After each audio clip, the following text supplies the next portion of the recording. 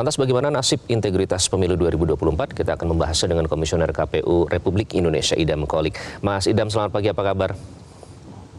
Selamat pagi Mas, Alhamdulillah.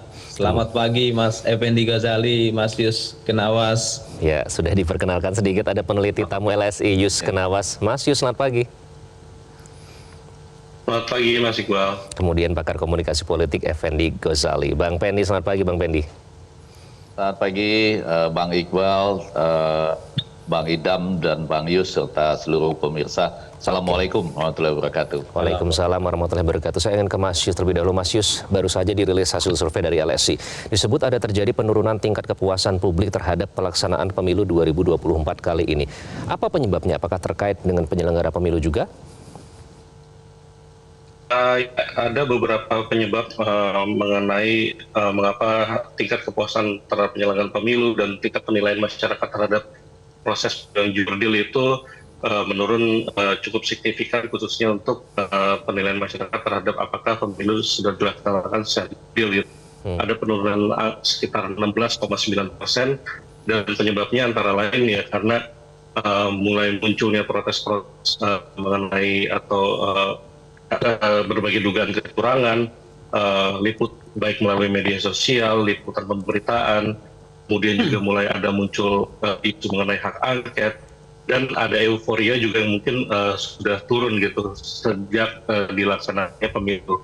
Jadi berbagai pemberitaan tersebut, berbagai ketidakpuasan atas hasil itu mulai mengemuka, dan ini berkontribusi terhadap penurunan penilaian masyarakat terhadap penyelenggaraan pemilu, dan apakah pemilu itu dianggap jurdil melalui persepsi masyarakat. Oke, Mas Idam, ini artinya KPU sekarang sedang disorot begitu ya, di bawah spotlight begitu terkait dengan penyelenggaraan pemilu. Terkait dengan yang pertama ada dugaan kecurangan, kemudian belum lagi soal pemungutan suara ulang kemarin yang Bawaslu merekomendasikan kalau tidak salah lebih dari 700 pelaksanaan pemungutan suara ulang, tapi KPU hanya melaksanakan 680. Dan juga soal Sirekap, Mas Idam, bagaimana Anda menjawab keraguan publik terkait hal ini, terhadap kepercayaan mereka terhadap pemilu kali ini? Ya, yang jelas ini adalah tantangan bagi kami dalam berkomunikasi secara strategis kepada publik, karena setelah kami melakukan analisa ternyata masih banyak sekali informasi yang harus kami luruskan. Misalkan saja tadi Mas Iqbal itu menggunakan kata KPU berkilah atau KPU berkelit ya, dalam menjelaskan tentang Sirekap. Kami pikir bukan persoalan berkelit, ini contoh kasus saja bagaimana diksi-diksi di ruang publik itu sudah mengarah pada disinformasi. Itu analisa kami, sehingga kami harus luruskan ini semua. Nah, misalkan saja persoalan Sirekap, memang dari sisi regulasi, Sirekap itu adalah alat bantu. Itu ada dalam teks regulasi yang kami terbitkan, dan hal ini telah kami tetapkan, dan melalui proses yang panjang semuanya terlibat. Ini contoh kasus saja. Terus lagi persoalan misalnya Sirekap sebagai penentu, itu salah besar. Yang namanya penentu itu adalah pada saat rekapitulasi secara manual, secara berjenjang yang dilakukan mulai dari PPK sampai dengan KPU Indonesia.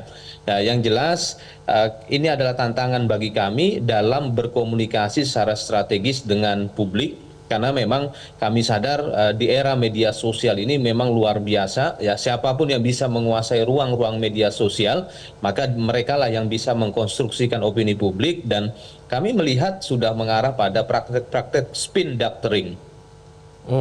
Oke, baik. Jadi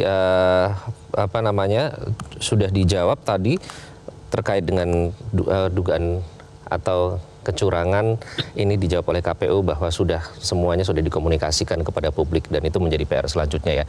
Bang Pendi, kalau kita tarik relevansinya ya dari hasil survei dari LSI, kemudian tadi KPU juga sudah menjawab, sudah melakukan segalanya terutama dalam hal komunikasi. Bagaimana Anda melihat kecurangan pemilu yang ditemukan ini disebut tidak ditanggapi serius oleh KPU Bawaslu? Apa dampaknya terhadap integritas pemilu itu sendiri dan legitimasinya di mata publik? Tapi nanti kami harus jeda terlebih dahulu. Tetaplah bersama kami di Selamat Pagi Indonesia. Jelajahi cara baru mendapatkan informasi. Download Metro TV Extend sekarang.